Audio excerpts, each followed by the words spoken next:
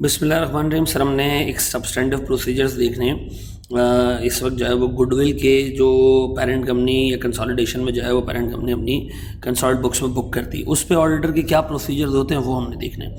तो सबसे पहले सर हम स्टार्ट करते हैं जनाब गुडविल का बेसिक बैकग्राउंड से। मिसाल के तौर पर सर एक पेरेंट कंपनी ने एक सब्सिडरी कंपनी के 100% शेयर्स खरीद लिए, ठीक है, और इस 100% शेयर्स को ख़रीदने के लिए पेरेंट ने कंसिडरेशन पे की। अच्छा, कंसिडरेशन में क्या क्या पे किया? कैश पे किया से 50,000 रुपये और अपने शेयर्स इशू किए कोई 70,000 रुपये की कंसिडरेशन के, ठीक है। ये 70,000 रुपये के पेरेंट कंपनी ने शेयर्स इशू किए सब्सिडरी के पुराने शेयर होल्डर्स को।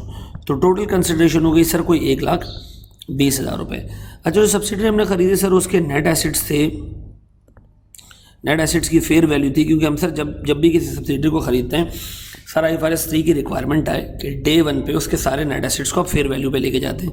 सर उसके नेट एसेट्स की फेयर वैल्यू थी कोई 65,000, ठीक है सर। फिर उसके नेट एसेट्स में एक इंटेंजिबल नहीं आ रहा था, लेकिन उस इंटेंजिबल वहाँ प्रेजेंट था सब्सिडरी के अंदर।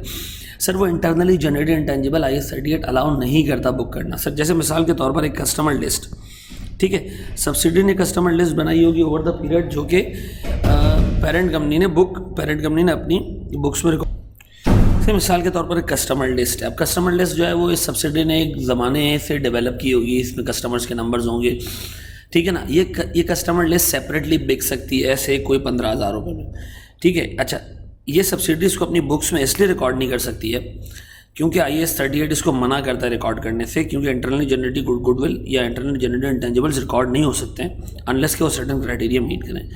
सर इसका मतलब ये कि 1,20,000 रुपये दे के पेरेंट ने एक तो नेट एसेट्स की फेयर वैल्यू 65,000 रुपये के नेट एसेट्स खरीदे और 15,000 रुपये का एक इंटेंजिबल एसेट भी लिया जो उसके बेनिफिट में आएगा, यानी टोटल कोई 80,000 रुपये के net assets plus internally generated goodwill जो सेपरेटली आइडेंटिफाइबल ये खरीदी है। अब अगर मैं गुडविल कैलकुलेट करूँ, मैं कहूँगा कंसिडरेशन कितने की, कोई 1,20,000 रुपये की, और सर मेरे पास कितने रुपए के नेट एसेट सारे इंक्लूडिंग कस्टमर लिस्ट, सर ये मेरे पास आ रहे हैं कोई 80,000 रुपये के। तो सर अगर मैं इनको नेट करूं तो मेरे पास 40,000 रुपये की गुडविल आ जाएगी, ठीक है जी। अब देखें एक चीज़ हमने अपने जहन में रखना है कि इस गुडविल को हमने क्या करना है, ईयरली बेसिस पे ईयरली टेस्ट करना है। किसके लिए?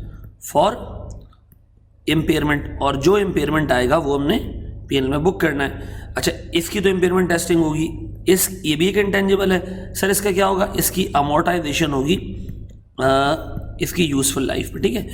अब मिसाल के तौर पर कस्टमर लिस्ट की यूज़फुल लाइफ होगी कोई 5 साल, कोई 4 साल, कोई 6 साल, इसके ऊपर हम उसको अमोर्टाइज करेंगे। अब देखें एक ऑडिटर को जो मेजर काम देखने होंगे, जो मेजर चीज़ें देखनी होंगी, अगर मैं इसी वर्किंग पे आपको सरसरी बताऊं तो उसको ये देखना है कि सर कंसिडरेशन कितनी है, नेट एसेट्स की फेयर वैल्यू सही है या नहीं है, गुडविल की वैल्यू सही निकली या नहीं निकली, गुडविल जो है वो इम्पेयरमेंट के लिए टेस्ट हुआ या नहीं हुआ, अमोर्टाइजेशन जो है वो प्रॉपर्ली निकली यूज़फुल लाइफ के ऊपर या नहीं निकली, ये जो कस्टमर लिस्ट है ये सेपरेटली आइडेंटिफाई की गई या नहीं गई। क्योंकि अगर मैं इसको आइडेंटिफाई नहीं करता तो गुडविल इन दो वैल्यूज़ का डिफरेंस आता जो कि टेक्निकली सही नहीं होता, ठीक है जी। तो सर अगर मैं इसके प्रोसीजर्स जाके देखें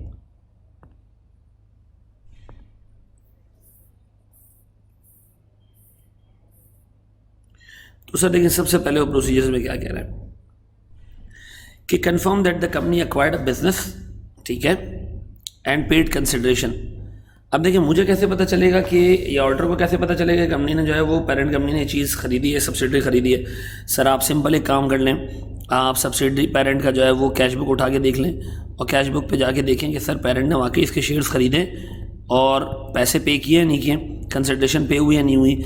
या आप ये देख लें कि सर पेरेंट के शेयर कैपिटल में कितना चेंज आया सब्सिडी के शेयर्स खरीदने के लिए शेयर इशू करने में। यानी सर पेरेंट बाद जो है वो अपने शेयर इशू करता है सब्सिडी के पुराने शेयर होल्डर्स को, ताकि उनसे हम शेयर्स खरीद सकें।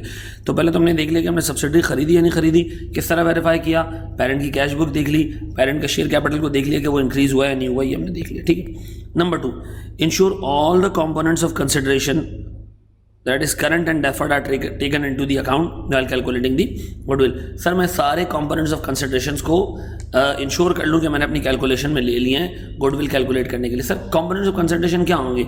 या तो कैश होगा, ठीक है, या क्या होगा सर, कैश होगा, शेयर्स होंगे, लोन होगा, पेरेंट ने कहा होगा आज नहीं ये बाद में ले लेना। सर इस तरह की सारी चीज़ें मैंने इंश्योर कर ली हैं कि मैंने गुडविल की कैलकुलेशन में कंसिडरेशन में ले लिए। नंबर 3 सर, फिर मैंने देखना है कि सर मैं जो तीसरी चीज़ देखना चाह रहा हूँ वो ये देखना चाह रहा हूँ कि सर जो fair value of net assets, मैं सीक्वेंस थोड़ी चेंज कर रहा हूँ, वो एक्यूरेटली कैलकुलेट हुए। Sir fair value of net assets आप कैसे चेक करेंगे? कंसिडरेशन तो आपने पॉइंट नंबर 2 में देख ली, पॉइंट नंबर 4 में आप ये देख रहे हो कि फेयर वैल्यू सही कैलकुलेट हुए में नेट एसेट्स क्या नहीं। ये मुझे कैसे पता चलेगा? सर ये मुझे वैल्यूअर की रिपोर्ट से देखना है, ठीक है, किससे देखना है? वैल्यूअर की रिपोर्ट से देखना। ही हो गया मेरे पास सर थर्ड नंबर पॉइंट।